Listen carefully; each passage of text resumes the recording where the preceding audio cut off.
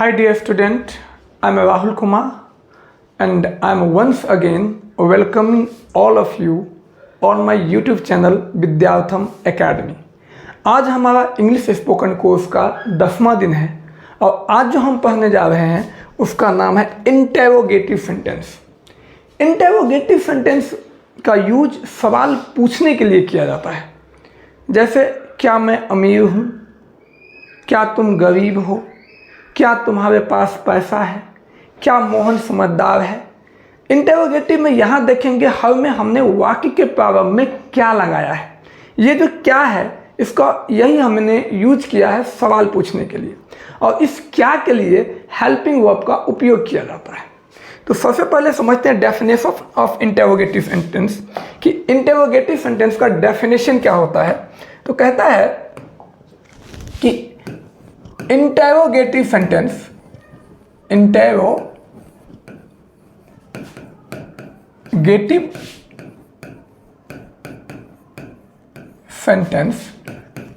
is used to ask a question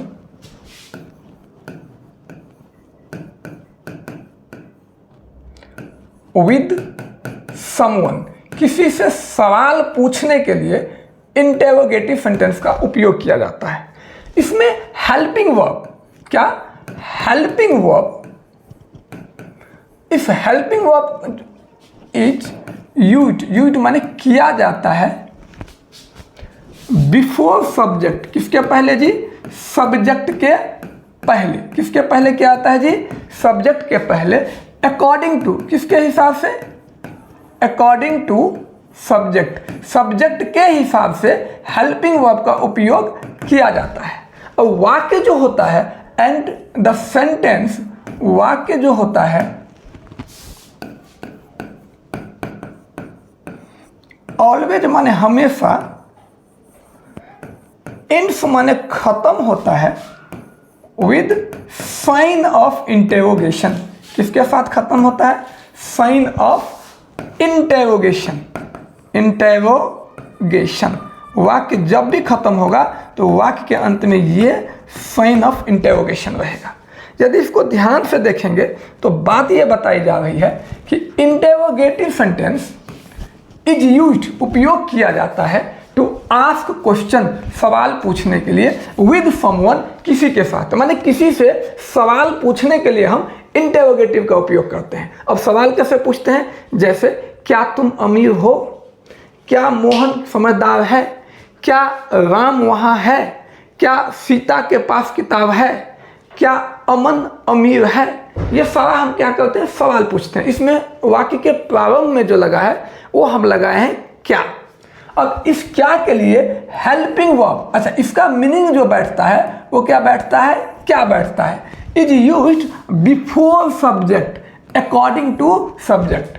helping verb का उपयोग subject के पहले किया जाता है। अब हेल्पिंग वर्ब हमें पता है is, are, am, was, were, has, have, इनका उपयोग होता है सब्जेक्ट के पहले according to subject. And the sentence, वाक्य जो है ends with sign of interrogation. ये साइन ऑफ इंट्रोगेशन जो देख रहे हैं इसके साथ वाक्य खत्म होता है। तो अब इसका बनता है कि स्ट्रक्चर कैसे होगा। तो चलिए हम स्ट्रक्चर देखते हैं। सबसे पहले जो आता है वाक्य में, स्ट्रक्चर की यदि बात की जाए, स्ट्रक्चर जिसको हिंदी में कहते हैं वाक्य विन्यास। क्या कहते हैं? वाक्य विन्यास। इसके लिए सबसे पहले आता है हेल्पिंग वर्ब। क्या आता है? Helping verb. उसके बाद आ जाता है सब्जेक्ट। क्या आता है? सब्जेक्ट आता है। उसके बाद आ जाता है मेन वर्ब, जिसको शॉर्ट में एम भी कहते हैं। उसके बाद आ जाता है ऑब्जेक्ट, और लास्ट में जो आता है अदर वर्ड, और फिर खत्म होता है साइन ऑफ एक्सक्लेमेशन। अब हेल्पिंग वर्ब के जगह पे हम क्या लगा सकते हैं? तो हेल्पिंग वर्ब के जगह पे हम लगाते हैं इज, आर, एम। ये प्रेजेंट के लिए होता है। पास्ट में जाते हैं तो वाज, वेयर। और लगाते हैं हेल्पिंग वर्ब के जगह पे हम लगाते हैं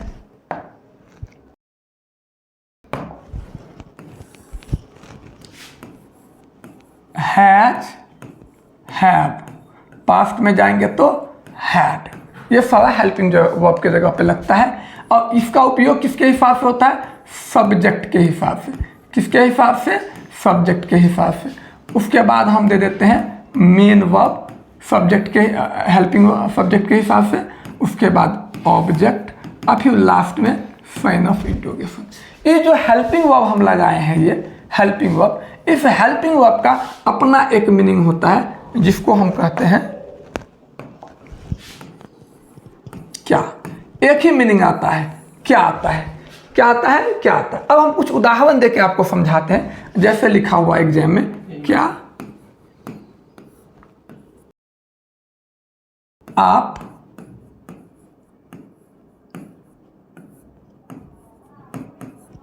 समझदार हैं, ये हमारा सेंटेंस है। अब जब हम इसको बनाएंगे तो सबसे पहले हम देखेंगे कि हमें वाक्य में क्या लग गया सवाल पूछने के लिए। क्या, इस क्या का उपयोग करेंगे हम किसके हिसाब से? सब्जेक्ट के हिसाब से। कौन टाइम में है जी? प्रेजेंट टाइम में है। तो सब्जेक्ट हमारा क्या है? आप है। तो आपके लिए क्या लगता है? यू लगता है। तो यू के साथ हेल्पिंग वर्ब क्या के लिए क्या आ जाएगा? आप। तो आप, यू और समझदार के लिए वाइज। क्या आप समझदार हैं? हमारा हो गया, सवाल पूछ लिए। ये हमने क्या के लिए क्या लगाया?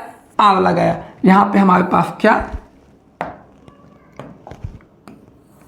और इसके लिए हमने लगाया आर। ऐसे ही क्या,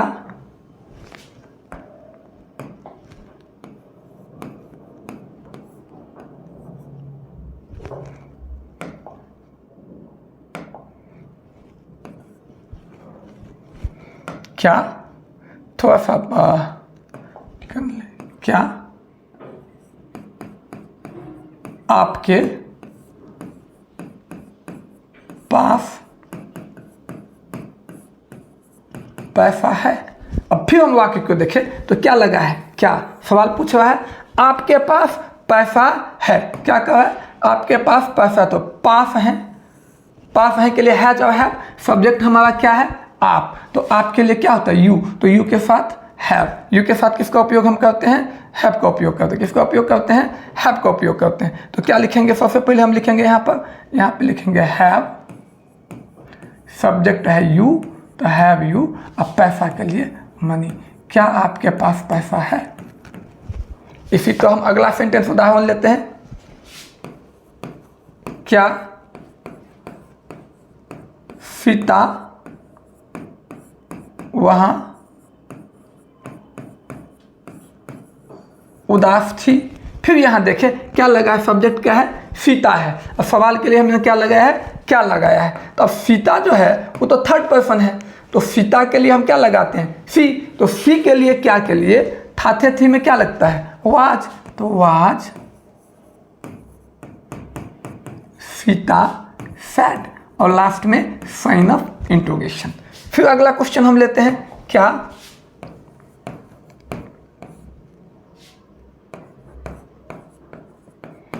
तुम्हारे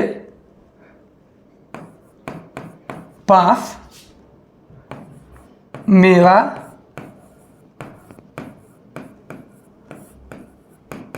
किताब है? अब फिर हम सवाल पूछ रहे हैं, क्या लगा हुआ है यहाँ पे जी? सवाल पूछने के लिए क्या।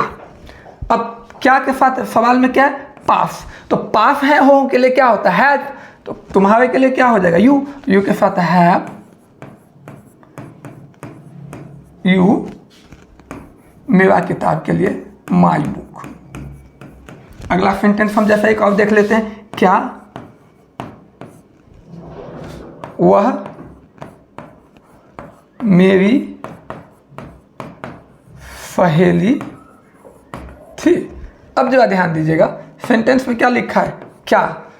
अब क्या लिखा हुआ है? सब्जेक्ट क्या हमारा है? वह, और पास्ट में आ गया थाथे थी। तो वह के लिए थाथे थी के लिए होता है वाज या वेयर। तो यहाँ क्या हो जाएगा? वाज सी माई सहेली के लिए फ्रेंड। तो हमने यहाँ पे क्या देखा? ध्यान दीजिएगा। तो इस क्या के लिए, किसके लिए? इस क्या जो नाम का वर्ड है इसके लिए हमने लगाया है helping verb was, were, have, ये सब लगाया है। और ये किसके हिसाब से लगा है? ये लगा है जो हमने जो लगाया है वो लगाया है according to according to subject, किसके हिसाब से, जो यहाँ पे आप है, सीता है, तुम्हारे, इनके हिसाब से हमने लगाया है। इसी के लिए अंग्रेजी में हमने लिखा सीता के लिए सी, वह के लिए सी, आपके लिए यू, सीता के लिए सीताई है, आपके लिए ये लगाए हैं। तो हमने क्या देखा है कि इंटेरोगेटिव सेंटेंस में हेल्पिंग वर्ब सब्जेक्ट के हिसाब से उपयोग किया जाता है। किसके हिसाब से किया जाता है? सब्जेक्ट के हिसाब से उपयोग किया जाता है। मैं आपको कुछ और प्रैक्टिस सेट दे रहा हूँ। I think that will give you more clarity to have more understanding. कुछ प्रैक्टिस सेट मैं आपको दे रहा हूँ जो आपको बहुत ज़्यादा अंडरस्टैंडिंग देगा, और वो अंडरस्टैंडिंग आपको इसलिए भी बेहतर लगेगा क्योंकि ये कहीं ना कहीं आपको अंग्रेजी में बहुत ज़्यादा क्लैरिटी दे सकता है। तो हम आते हैं, यहाँ पे हम लिखते हैं प्रैक्टिस सेट। क्या लिखते हैं? प्रैक्टिस सेट लिखते हैं।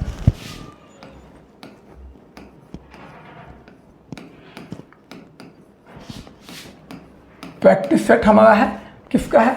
इंटेरोगेटिव सेंटेंस का। इंटेरोगेटिव सेंटेंस, इसका हमें क्या करना है? प्रैक्टिस सेट करना है। जरा ध्यान से आते हैं। अब हम कुछ आपको दे रहे हैं जिसको आप घर पे बना के देखिएगा। आई होप कि आपको बहुत ज़्यादा समझ में आएगी। क्या आप वहाँ मौजूद थे? थोड़ा सॉरी, कुछ मिस्टेक्स है जिसको मैं थोड़ा ठीक कर लूँ, then we will reach for that.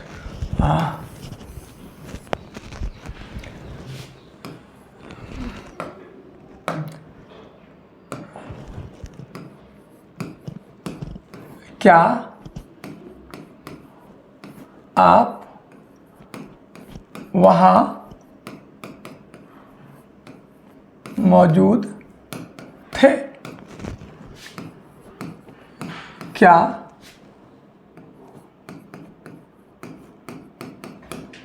उन लोगों के पास मेरा किताब है?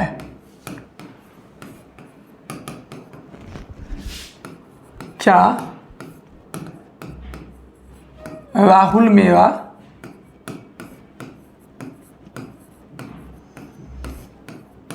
दुश्मन है?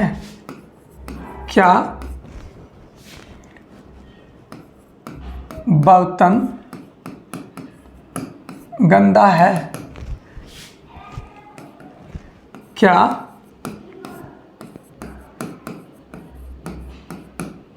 आप लोग गायब थे?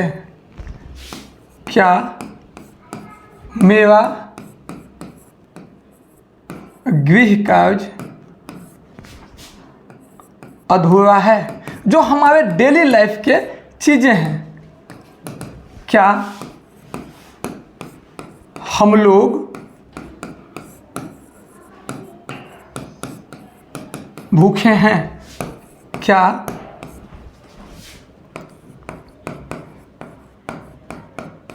आप लोग के दोस्त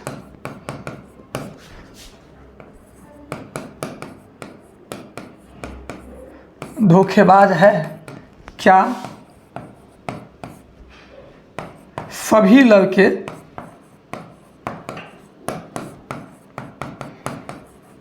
वर्ग में मौजूद है? तो ये सारे कुछ मैं प्रैक्टिस सेट आपको दे रहा हूं जिसे आपको घर पे बनाना है। क्या आप लोग वहां संतुष्ट थे? क्या नसीब बेरोजगार है? ये सारे कुछ प्रैक्टिस सेट है जिसमें हम डेली लाइफ का कुछ सेंटेंसेस दिए हैं। क्या आप वहाँ मौजूद थे? क्या उन लोगों के पास मेरा किताब है? आप देखेंगे तो सब में सवाल पूछने के लिए, सारे सेंटेंस में सवाल पूछने के लिए सिर्फ क्या नाम का वर्ड का उपयोग किया गया है। और इस क्या नाम के वर्ड के हिसाब से सब्जेक्ट के हिसाब से इसके लिए हम क्या करेंगे, हेल्पिंग वर्ब लगाएंगे। किसके हिसाब से लगाएंगे, हेल्पिंग वर्ब लगाएंगे सब्जेक्ट के हिसाब से। जैसे मैं एक उदाहरण देके भी समझा देता हूं, जैसे कि यहाँ पे लिखा है क्या आप वहां मौजूद थे, एंड में क्या लगा है, थे। अब जब थे है, पास तो नहीं लगा है, और आप लगा हुआ है, आप थे। थे के लिए हम क्या लगाते हैं, वाज और वेयर। सब्जेक्ट हमारा क्या है, आप है, तो क्या के लिए यहाँ पे क्या हो, आपके साथ क्या लगता है, वाज, तो वेयर, तो हो जाए वेयर। सब्जेक्ट है हमारा यू, अब मौजूद के लिए प्रेजेंट, और वहां के लिए देयर। बहुत आसान है। ऐसे ही क्या उन लोगों के पास मेरा किताब है, एंड में क्या मिला है, मिला है।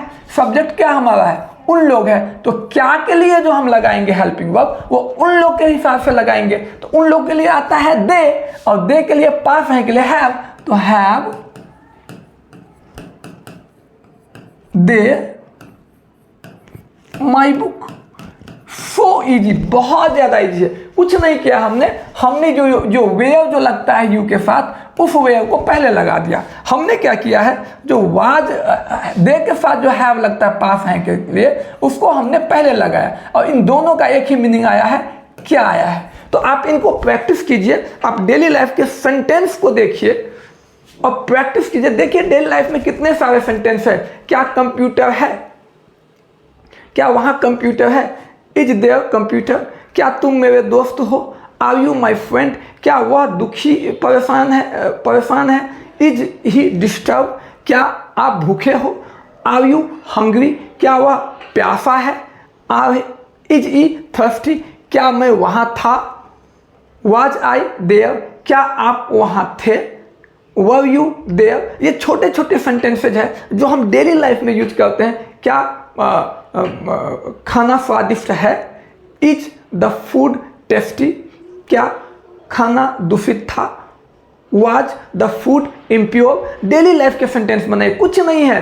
क्या के लिए हम हेल्पिंग वर्ब को पहले रखते हैं, और कुछ नहीं है इंटरोगेटिव सेंटेंस में। So very easy is interrogative sentence. मैं आप सभी प्यारे छात्रों से यही बात कहूँगा कि जो मैं गाइडलाइन दे रहा हूँ ना, उसको आप डेली फॉलो कीजिए। मैं वीडियो को देखिए, एक बार नहीं 2 बार करके देखिए, प्रैक्टिस सेट कीजिए। Different kind of book available है, वहाँ से प्रैक्टिस कीजिए, और मेरे वीडियो को लाइक कीजिए, सब्सक्राइब कीजिए। यदि कोई डाउट है तो कमेंट सेक्शन में डाउट के बारे में बताइए, ताकि मुझे और लगे कि मुझे और क्या आपके लिए बेहतर देना होगा।